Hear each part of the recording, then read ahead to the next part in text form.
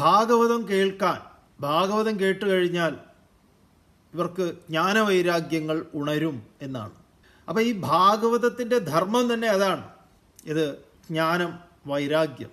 വൈരാഗ്യം എന്ന് നമ്മൾ മലയാളത്തിൽ പറയുന്ന ദേഷ്യമല്ല. സംസ്കൃതത്തിൽ ഈ വേദാന്ത ശാസ്ത്രത്തിൻ്റെ വെളിച്ചത്തിൽ വൈരാഗ്യം എന്ന് പറയുന്നത് വിഗതഹാരാഗ, താത്പര്യ രാഗങ്ങൾ ഒഴിഞ്ഞ എന്നാണ്. മലയാളത്തിൽ നമ്മൾ അയാളോട് വൈരാഗ്യമാണ് എന്ന് പറഞ്ഞാൽ ശത്രുതയാണ് എന്നാണ്. ആ അർത്ഥമല്ല ഇവിടെ.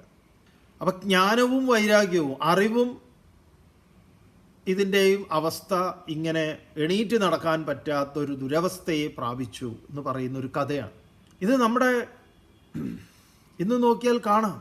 പൊങ്കാലയ്ക്ക് തിരക്ക്, അത് തിരക്ക്, അവിടെ തിരക്ക്, ഇവിടെ തിരക്ക്, ഉത്സവപ്പറമ്പിലൊക്കെ ഭയങ്കര ബഹളങ്ങളാണ്.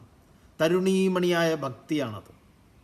ജ്ഞാനവൈരാഗ്യം നാരദരിത് പറയുമ്പോൾ എണീറ്റ് നടക്കാൻ പറ്റാത്ത കോലത്തിൽ ജീവനോടെയെങ്കിലും ഉണ്ട്. ഇപ്പം അതും ഉണ്ടോ എന്ന് സംശയമായിരിക്കും.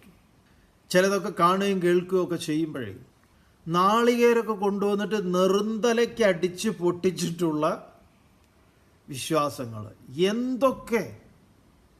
ഇതൊക്കെ ഇവരുടെയൊക്കെ തല പിന്നീട് എന്തായിത്തീരുന്നു എന്ന് നിങ്ങൾ വല്ല ഇതും നടത്തിയിട്ടുണ്ടോ? പീഡനത്തിന് സ്വയം നിന്നു കൊടുക്കുക, കഴുത്തിൽ കുറേ പാമ്പിനെയൊക്കെ ഇട്ടിട്ട്. ഇതൊക്കെ കാണുമ്പം തന്നെ ഓരോരുത്തർ ഇതൊക്കെ എന്താണെന്നറിയോ? ഇതെല്ലാം ഈ ജ്ഞാനവൈരാഗ്യങ്ങൾ തളർവാദം പിടിച്ച് കിടക്കുന്നത് കൊണ്ടാണ്. അവരെ എഴുന്നേൽപ്പിക്കണം. അതിനെന്തു വേണം?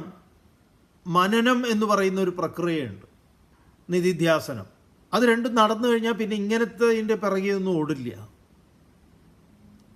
ഇവിടെ വളരെ നന്നായിട്ട് തന്നെ നമ്മുടെ മുന്നിലേക്ക് ഈ ഭഗവത്ഗീതയാകുന്ന സമ്പൂർണ്ണ ശാസ്ത്രം, സർവശാസ്ത്രാർത്ഥ സംഗ്രഹഭൂതമായിട്ടുള്ള ഭഗവത്ഗീത നമ്മളെ വഴികാട്ടിയായിട്ട് നിൽക്കുന്നുണ്ട്. നിങ്ങളിലെ എല്ലാ അജ്ഞാനവും മാറ്റിത്തരും. ഈശ്വരനെ ഭയപ്പെടേണ്ടാത്ത ലോകത്ത് എന്തെങ്കിലും ഉണ്ടെങ്കിൽ അത് ഈശ്വരനാണ്. അതിനെ ഭയക്കേണ്ടതൊന്നുമില്ല. പണ്ടാരോ പഠിപ്പിച്ചു വെച്ചതാണ് ഈശ്വരനെ പേടിക്കണം പേടിക്കണം പേടിക്കണം എന്നൊക്കെ.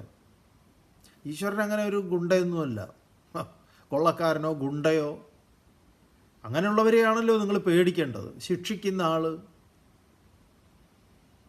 അതൊക്കെ വളരെ താഴ്ന്ന വികാരങ്ങളാണ്, ഏറ്റവും അധമ വികാരങ്ങളാണ് അതൊക്കെ. മറ്റൊരാളെ പീഡിപ്പിക്കുകയെന്ന്. ഈശ്വരൻ ഒരാളെയും പീഡിപ്പിക്കില്ല.